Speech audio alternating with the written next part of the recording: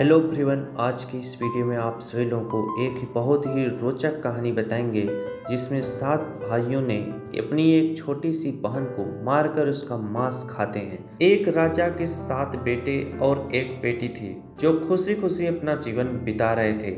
7 भाई बहनों में एक इकलौती छोटी बहन बहुत ही शांत स्वभाव, आज्ञाकारी एवं संस्कारी थी।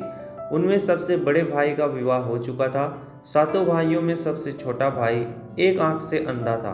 छोटे भाई के दिल में अपनी इकलौती बहन के लिए बड़ा प्यार एवं लगाव था। एक दिन बड़े राजकुमार अपनी पत्नी और अपने छोटे भाइयों को साथ लेकर अपने खेतों में काम करने के लिए चले गए। चूंकि उस जमाने में खेती बाड़ी आपसी सहयोग से हुआ करते थे, सभी लोग खेतों में काम करने जाने से पहले अपनी छोटी बहन को खाना बनाने का आदेश देकर घर से निकलने हैं। राजकुमार की बहन अकेले घर पर खुशी खुशी सबके लिए खाना बनाने के लिए जंगल में सरौटी साग को तोड़कर लाती है और बड़े प्यार से सरौटी साग की सब्जी बनाने से पहले बैठी सब्जी फल आदि को काटने का औजार से साग को काटने लगती है। इसी दौरान वह अपनी उंगली भी काट बैठती है और रक्त की एक तेज धार निकलने लगती है, जिससे उसका पूरा हाथ खून खून हो जाता है। तब राजकुमारी सोचने लगती है कि क्या करूं? अगर घर के दीवार में खून को पोंछूंगी तो भैया लोग देख लेंगे और चिंता करेंगे, और यदि अपने कपड़े में पोंछूंगी तो भाभी खून लगा कपड़ा देखकर माहवारी समझ खाना नहीं खाएगी।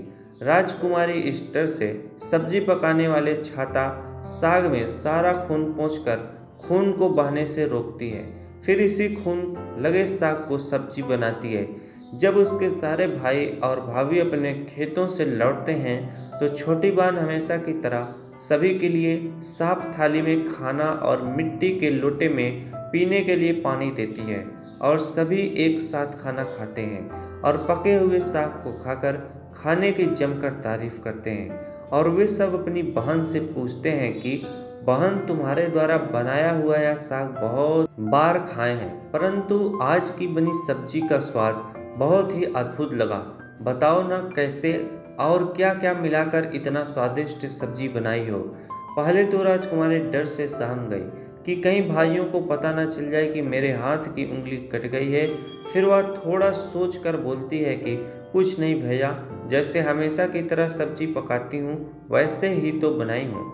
राजकुमारी अगले दिन सातों भाइयों के अनुरोध पर फिर से एक बार वही छाता साग की सब्जी बनाती है, परंतु भाइयों को पिछले दिन के जैसा स्वाद नहीं मिलता है। फिर ऐसा ही अनुरोध 3-4 बार हुआ, लेकिन खून लगे साग का स्वाद उनके मन मस्तिष्क से उतर ही नहीं रहा था। असलियत जानने की जिज्ञासा बस सातों भाई और भाभी ने उससे उस दिन के खाना बनाने का तरीका जानने का जिद करने लगे।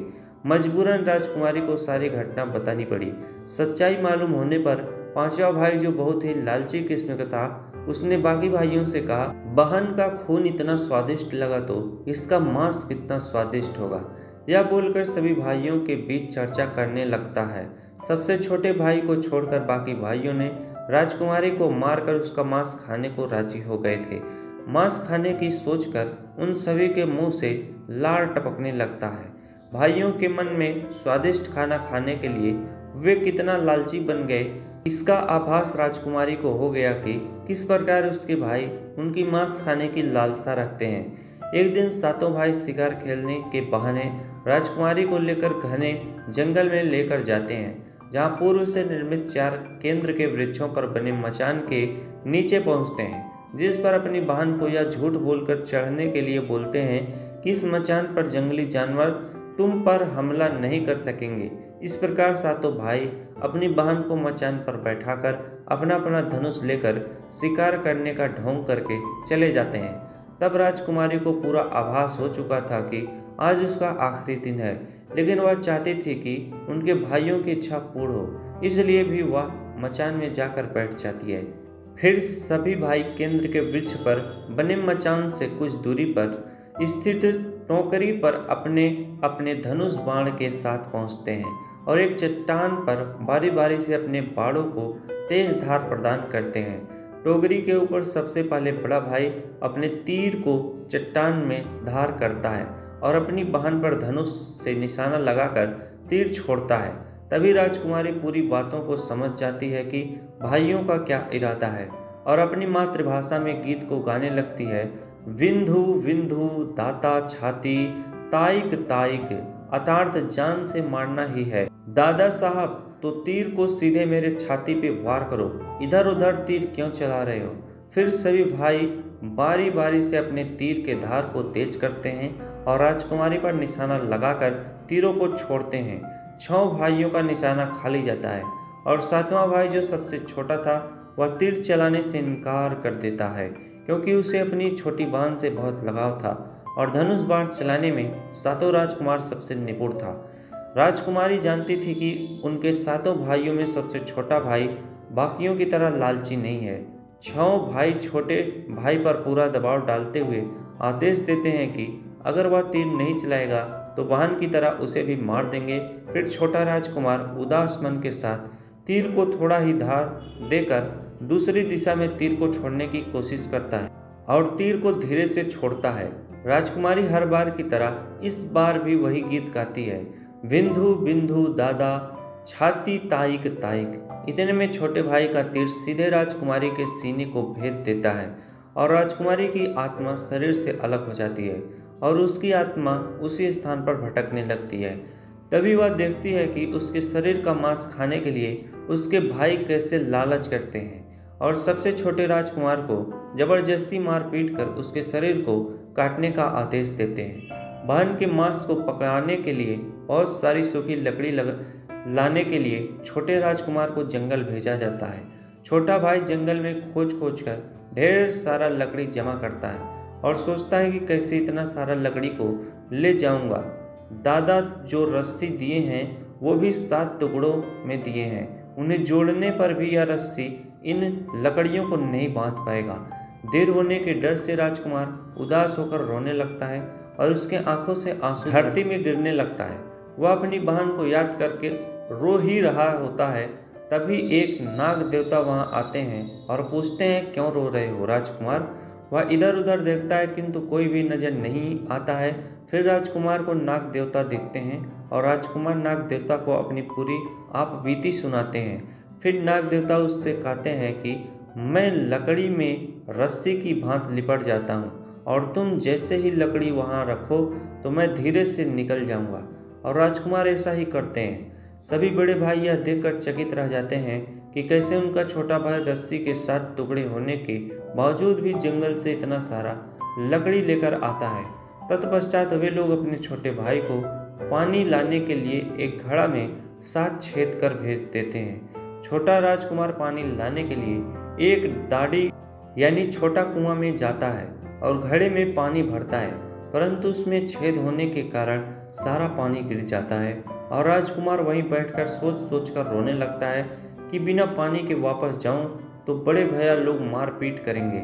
यह सारी घटना दाढ़ी की मेढक, केकड़ा और मछली सुन व देख रहे थे और वे तीनों राजकुमार को रोता देखकर पूछते हैं कि क्यों रो रहे हो। फिर राजकुमार उन्हें अपनी सारी बात बताता है, मैं अपनी प्यारी बहन के शरीर का मांस कैसे खा सकता हूँ, नहीं खाऊंगा तो बड़े भैया लोग मारपीट करेंगे। तब मेढक कहता है, तुम परेशान मत हो, हम सब मेढक घड़ा के छेद में चिपक जाते हैं। फिर मछली और केकड़ा बोलते हैं कि तुम हमें लेकर चलो, तुम्हारे भाई जब राजकुमारी की मांस खाएंगे तब तुम मछली को खाना और जब वे हड्डी को खाएंगे तब तुम केकड़ा को खाना, बड़े भाइयों को शक नहीं होगा। फिर राजकुमार ने बिल्कुल वैसा ही किया जैसे केकड़े और मछली ने कहा था। रात को जब राजकुमारी का पका हुआ मांस खाने को परोसा गया, वह मांस को दीमक के टिहले में डाल देता है और समय बीतने पर वह मांस का एक बड़ा बूदा उगता है। इस घटना के वर्षों बाद एक भीख मांगने वाला जोगी उसी मसौदा के पास से गुजर रहा था और वह सुंदर बांस के बूदा को देखकर सोचता है कि अगर इतने सुंदर बांस से केंदरा बनाया जाए तो कितना सुरीला धुन निकलेगा। उसी क्षण बांस से आवाज आती है, ना काट रे जोगी, ई तो लगे भैया रोपल बांस। जोगी फिर भी बांस को काटता है। जोगी इसी उद्देश्य से एक मोटा बांस का टुकड़ा काट ले जाता है, कि इस बांस का आवाज़ इतना सुंदर है, यदि केंद्रा बनाएंगे तो कितना मधुर आवाज़ निकलेगा। और जोगी इस बांस से एक सुंदर केंद्रा का निर्माण करता है। इस केंद्रा से इतनी मधुर ध्वनि निकलती है कि जोगी जहाँ जहाँ भी इसे बजाता है, इसके ध्वनि से लोग मंत्रमुग्ध हो जाते थे।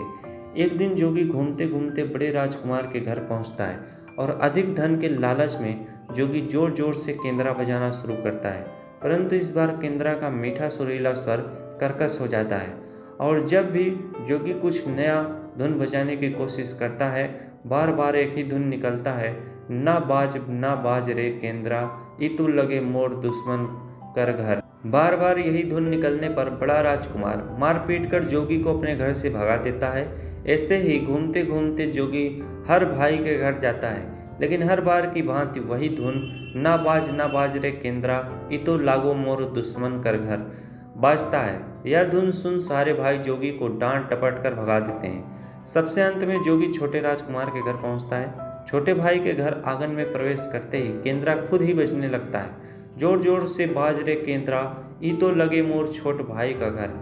बड़ा ही मधुर मीठे स्वर का धुन सुनकर छोटा राजकुमार चंद्राकर मोहित हो जाता है और यह धुन सुनकर छोटे राजकुमार से रहा नहीं गया और जोगी से केंद्रा की मुंह मांगी सोने की मोहरें देकर उसे खरीद लेता है तथा जोगी को अच्छे से मेहमान नवाजी कर अच्छे से विदा कर दिया जाता है। धीरे धीरे समय बीतता है और छोटे राजकुमार अपने काम से कुछ दिनों के लिए बाहर जाते हैं। जब वह वापस लौटता है तो देखता है कि उसका कमरा बहुत सुंदर ढंग से सजा हुआ है और घर के सारे बर्तन अच्छे तरीके से रखे हुए हैं। तब छोटा राजकुमार सोचता है कि हमेशा मेरे कमरे की साफ सफाई घर के नौकर करते हैं, लेकिन कभी भी इतना सुंदर सजाया नहीं गया।